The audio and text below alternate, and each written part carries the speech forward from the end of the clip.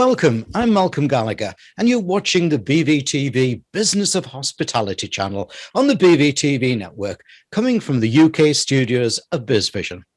Now, myself with well over 40 years of frontline experience in travel, tourism, and hospitality sector, I truly understand the horror for people and businesses whose jobs and establishments have suffered so terribly with the COVID pandemic and the global lockdown. Recovery will be slow, as so much has been lost and uncertainty still abounds. In many ways, hospitality will never be the same again. But recovery is essential, and those who work in the sector are resilient, will welcome guests back with a smile and do their utmost to deliver a great customer experience. The business itself may need a little change, adjustment, or pivoting to match this new market. And that's one of our missions at BVTV Business of Hospitality, to bring you fresh thinking and ideas. One area to think about is wellness in hospitality. And today I'm especially delighted to bring you a true expert on that. She's written the brilliant action book called The Wellness Asset. So welcome, Sonal Uberoi. Welcome, Sonal.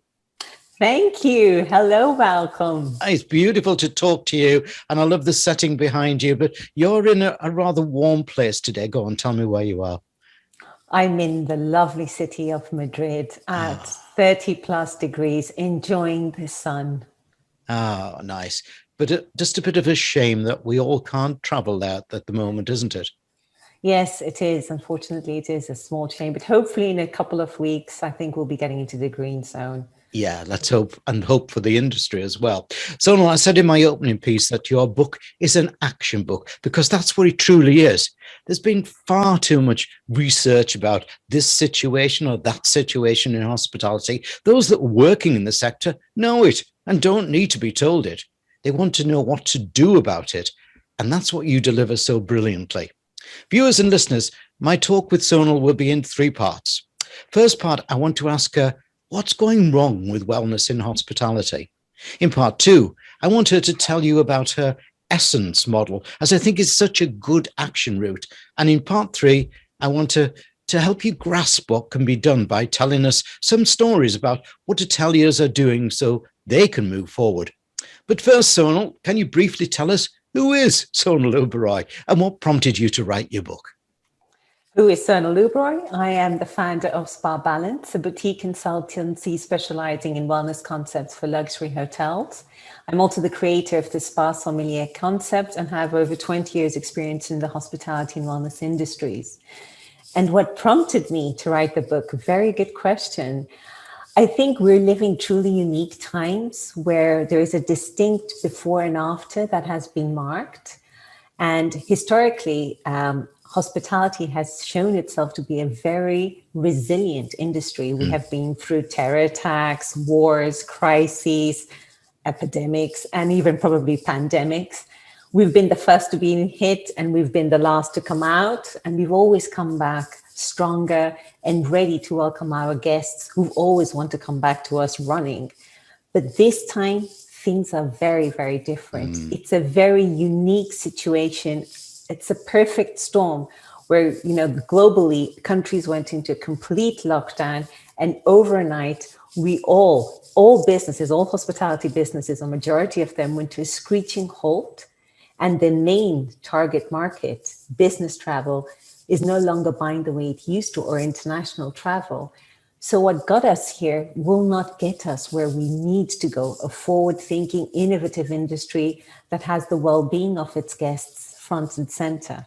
Yeah. And I wrote the book to even prove you to the more skeptical hoteliers that when they integrate wellness in a meaningful way into their hotel asset ecosystem, they end up with a property that is actually relevant, no longer obsolete, and they future-proof their business because they're actually keeping, they're responding to changing marketing conditions. Yeah, I totally agree with you on that comment you just made about, it is far, far more different. Before we started recording this, I was telling you that this was my 50th year since I started at the fledgling company called Thompson Holidays, which grew into a massive operation, and I look back over those 50 years, and I cannot think of any situation. And yes, we'd gone through huge problems, 4-day weeks, everything like that, fuel, as you say, terrorists, everything, but nothing as bad as what people are facing at the moment. Do you think that too many people have left the industry? Yes, I actually do. Curiously enough, while I was researching for this book, I interviewed over 50 hoteliers worldwide, now nearly 100. And each and every one of them complained that they were losing a lot of their talent. They could only hire back 20 to 30% of their talent. And even when things get back to the new normal, you're talking about 50% occupancy. So many people, okay, you can manage to be without a job 1 or 2 months in the worst case scenario, but furlough schemes go only so far, and not all countries offer furlough schemes.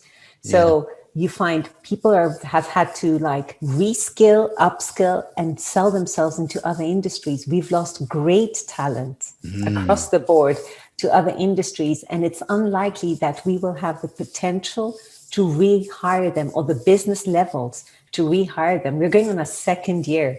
2021 doesn't look wildly different from 2020, and recovery will be slow.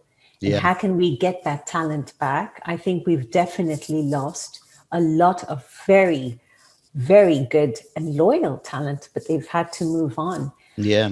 And I think that is so, so true.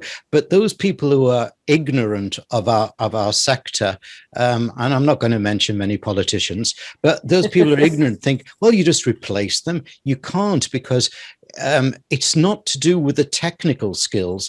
I think most of it is to do with your social skills, isn't it? You can teach the barman how to put the bottles in the right order and how to clean the pumps, but you can't teach those people social skills. I 100% agree with you. I mean, in these social skills, these soft skills, it's people. Our industry is people driven. We're people serving people. People come to us because they want that hospitality. We're welcoming them to our own regions, our own properties, our own culture. We need people, not robots. We can digitize and automate and hyper-personalize services, but we will always need people. And that's not easy to replace. No. And also, I think the hospitality profession, and I'm sure you'd agree, is a very unique profession. I mean, people like being in this industry because they love the industry and what it offers, the connection with people. This you don't find very easily in other industries. You don't get to travel lovely places. You don't get to know wonderful guests. You don't get to travel, or you don't get to interact in cultures and all these small nuances. You don't get that in other industries. And we can't replace that. It takes years to train our people. Yeah. You can't sort of say, well, I'll just go and hide in my office. Right. Let's move to part one. A short question, but probably a long answer is needed. And you cover it brilliantly in your book. What's going wrong with wellness in hospitality?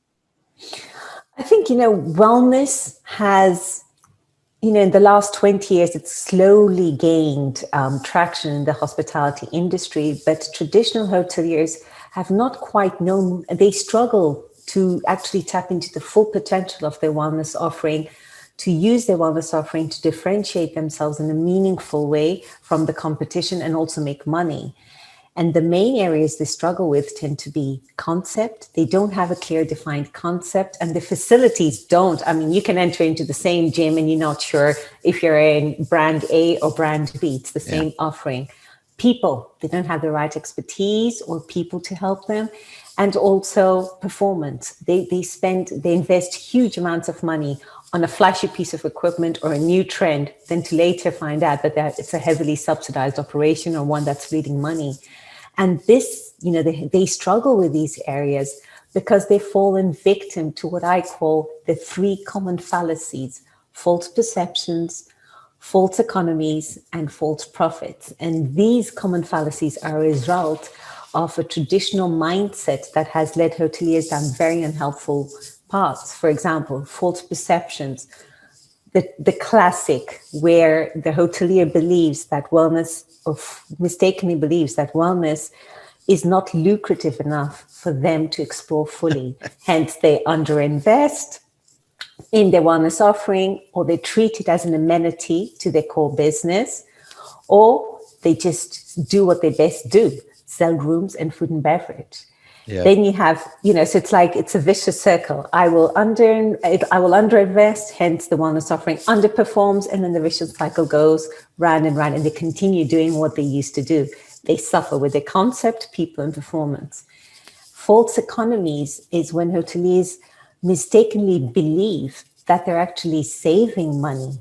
However, these short-term or these band-aid solutions to short-term strategies actually come at an opportunity cost. It actually costs them more, these short-term strategies, than the original proper investment. And they end up with facility where they end up alienating their guests and denting their hotel's image. And false profits when they believe they're making more profits. However, that's short-term gains at the opportunity cost of long-term gains. So when they focus on swift returns, for example, the famous asset-light approach, all hoteliers manage their GOI. They hardly ever look at the balance sheet. They don't look about creating a solid asset ecosystem. And then the pandemic hits, we're sent to a standstill. We can't open our facilities. We have no assets to fall back on. Yeah. So those are, the three what's going wrong with wellness and hospitality at the moment. I take very much those points there.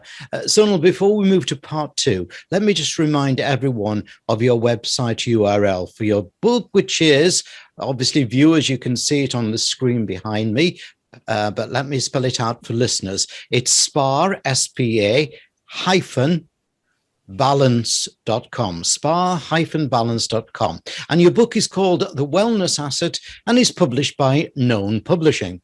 Right, part 2. Now, I said in my opening piece that I saw your book as an action book, and I love your essence model. A great approach to also calm down the stresses of the business, I think. Yes.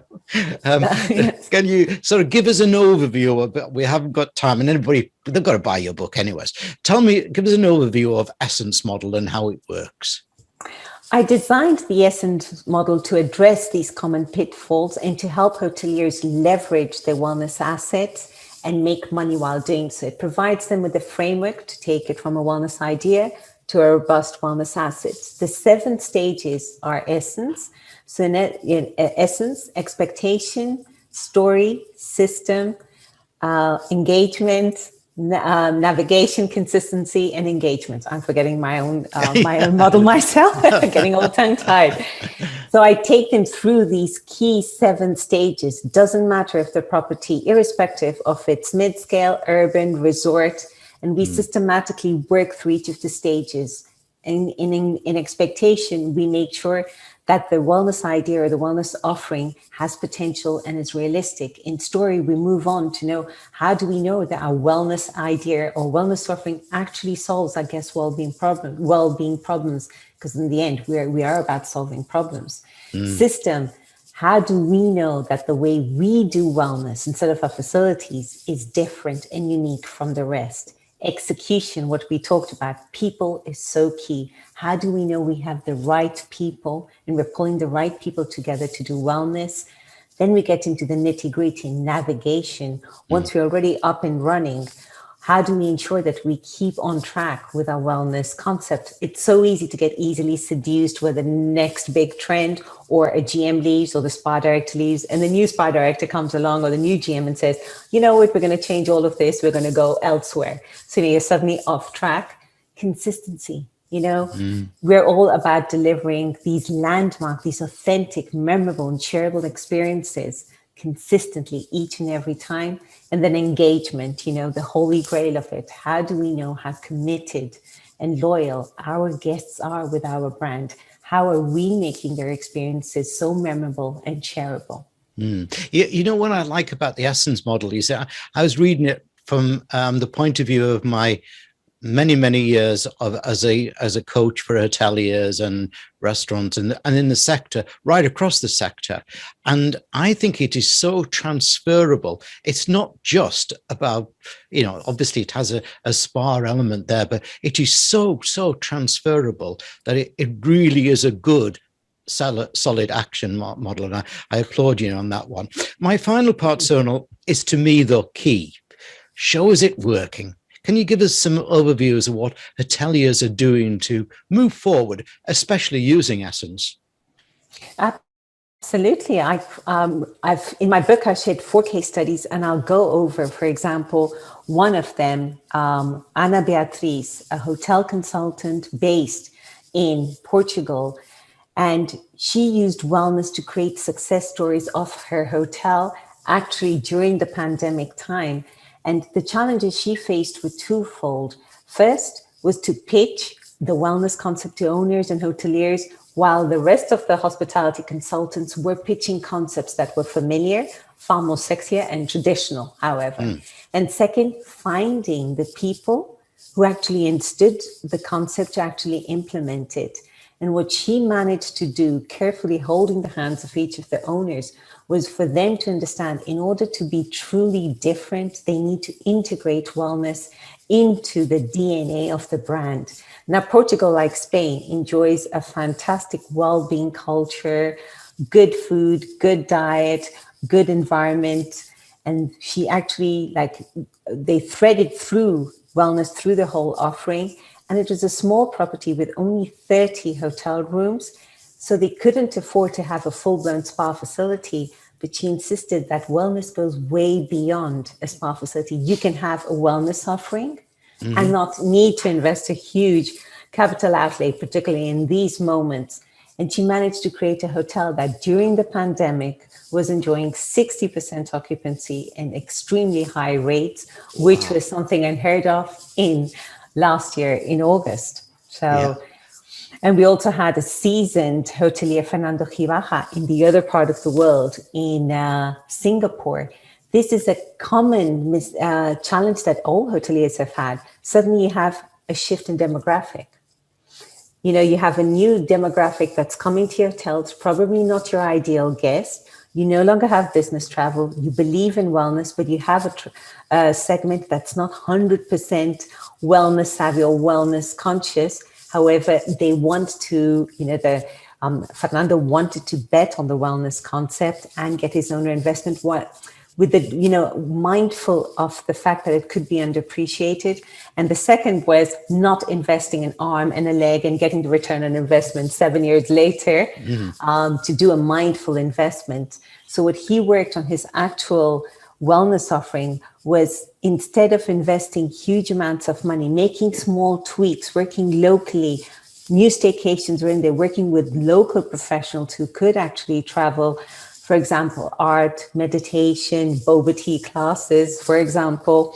And once he got an increment in revenue, once he attracted the longer stay guest, once they were spending more, he enjoyed double the profits that he did pre-pandemic times. Brilliant. So that's a perfect example of wellness takes time. We don't see results straight away, and you don't always need to invest huge amounts of money. The wellness offering itself might not give, it'll always represent a smaller amount of money than, let's say, probably food and beverage and rooms. However, the indirect revenues generated through having that experience where you go, wow, that was just perfect. Yeah. I slept amazing. That drink I had was amazing. I don't feel sluggish. I have a better relationship with my loved ones. I've managed to disconnect and reconnect. And that's all part of the well-being experience. And people will gladly pay the sum they need to in order to live those kind of unique, authentic moments and memorable moments at the end. Brilliant. Yeah, I really like that. And of course, you've just lived up to what the title of our channel is there, Business of Hospitality. Hospitality, travel, tourism, once you're in it and you leave, you always want to get back into it. Never mind the long hours, never mind the less of pay. It's stimulating, exciting, and it puts smiles on lots of faces. The sector will fight back and recover, though for many, this will take, sadly, a long time. For others who use Sonal Uberoi's essence model, then I believe it will happen quickly. And I should know, I've been in the business, as I said, for quite a number of years. Thanks, Sonal, for not only a great interview, but for also writing a great action book. Thank you very much, Malcolm. It's been an absolute pleasure to be part of the show.